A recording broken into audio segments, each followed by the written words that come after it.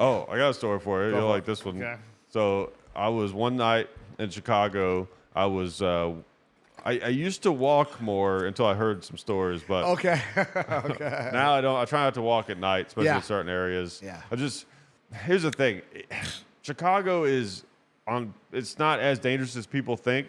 But I will Wherever tell it you is, this: when I living in Nashville, I never knew people who had been robbed and carjacked, but I know people who have in Chicago. You know what I okay. mean? So it makes it feel a little more real. Yeah. You know. But so one night I was walking home, and there's no one out. It was like 2:30 in the morning. Walking by myself, and this car pulls up. This is a part of the story.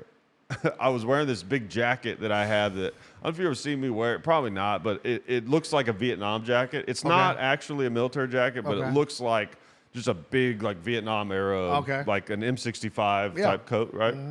And it's super warm. It's got like fake fur lined. I'll wear it over like a hoodie, you know. It's real cold. So I'm 6'8", wearing this army jacket, walking down the sidewalk, right? And this car pulls up right up to where I am, and I had to stop. Like, oh shit, here it is. Because I've heard the way that these muggings happen. It's not just a guy that walks up to you. It's a car that pulls up, and like 4 dudes get out with guns. Okay. So you don't have much of a chance. All right. And I was like, all right, here we go. Okay. This is it. Okay. And I just try to keep walking with confidence, you know. And then I walked past the car. I was like, okay.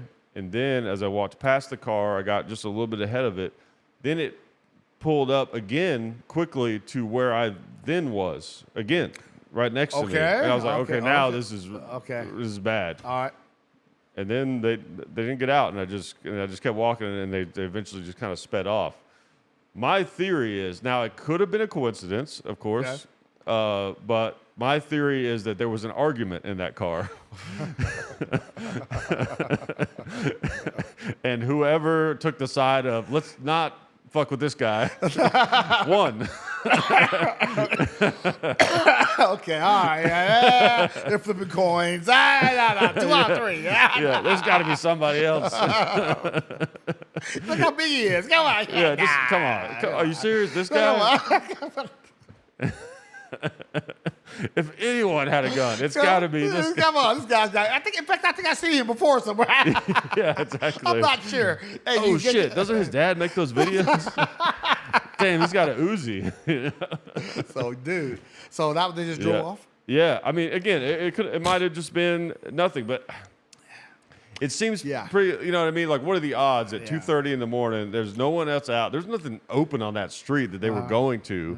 Well, they pull it right next to me. Like, it was a kind of a drive the first time, and they almost like blocked me in. They kind of pulled into a drive, kind of like that. Yeah. And then I sort of just walked around. I didn't have to like go out wide really, but I just kind of.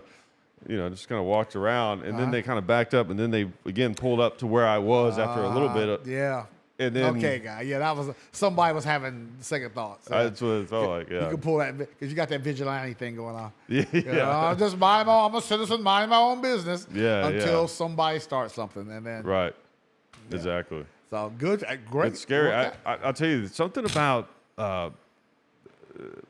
Like robbery, because I remember I used to take criminal, and you obviously know this. I took criminal justice classes. People sometimes will get robbed and burglarized confused. Yeah, because burglarized is like they broke in your house and took your stuff when you went there. Robbed is like they took it from you. Yeah, physically. Yeah, right. And both piss me off, but robbery especially. The idea of someone you're just minding your own business and then pointing a gun at you and making you, give them your wallet and your phone and all that kind of stuff. It just, it makes my blood boil. The fact that it's disrespect, invasion of privacy, everything. And also knowing that there is a easy fix to this problem. Oh yeah. That the government does not allow to the extent that it should. Well, because we've hit on this before, only law-abiding citizens are going to worry about this. Right. How can I say it? If everybody was packing, then there'd be a lot less robbery, I think. Absolutely. Because I know he's got a gun. Right. Now, some people say, well, that's just going to be bigger shootouts. let me tell you something. Criminals are opportunists. They Right. want the most gain for the least amount of risk. Right. If they think that you're packing, they still might come at you, but they're gonna be extra cautious. Which is probably exactly the scenario that played out when they let me go. They thought, You know? that if you were a 5'5" female, clutching her purse, Right. you've been done. You've been over. Yeah. You And know, maybe even if I didn't have that jacket, I felt like you're that right. jacket saved me. You could have had Uzi under it, two Yeah. of them, in a shoulder holster. Oh, dude, yeah, absolutely. Imagine the look on their face. They pull out with their pistols, and then you just whip out an Uzi. And open up. Oh, man. But then you got, you have to do all the explaining. Well, Mr. Hickok, why does that car have 72 holes in it? Yeah, Well, yeah. they had guns. So, Yeah, exactly. what gets people in trouble? It's like I gave them 72 chances to run away. What gets people in trouble, your average Joe in trouble with the law, is that your average guy doesn't understand gun law. Right. And that can get you in trouble real quick, as you know. I half jokingly say that you almost got to give him the first shot. Almost. Yeah, I mean- it's not totally untrue. Yeah. Because the minute those guys are jumped out, and Yeah. you got the drop on them, it would have been very easy for them to say, we were minding our own business, and he pulled out a Uzi submachine gun and threatened us. Right. That's all it would have took. And now you're doing all this explaining. Because if there's no video evidence that they flashed guns. Exactly. you know. It's your word against theirs. And remember, the police don't know. Right. I tell all my people I work with this, and friends and family members, remember, the police pull up, they don't know. Yeah. Unless there's signs of a forced entry somewhere, Right. or video or something showing that we saw something from Chicago in one of our classes. This mother and son were at the back door of their house, and this dude that jumped over the fence into the backyard. And did he have a weapon? Maybe, maybe not. But they pull their gats, and they're yelling, "Get out of here! Get out of here! Go, Yeah. go, go, go!" And he's at the back of the yard, just standing there. And then finally, he started walking toward him, and the old lady capped off around and put one through him. Oh.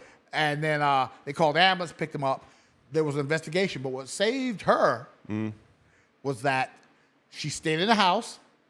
If somebody's attacking you, don't go running after them. Stay in the house. Right. Stay in the house, and he was in the backyard, and they were yelling at him, and they had cameras around showing that they yeah. were yelling at him.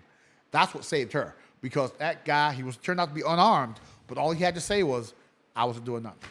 Right. Is him in your backyard a threat? Right. Just staying there. Yeah. So That's true. Yeah. So, yes, yeah. Having cameras is have the important. cameras, yes.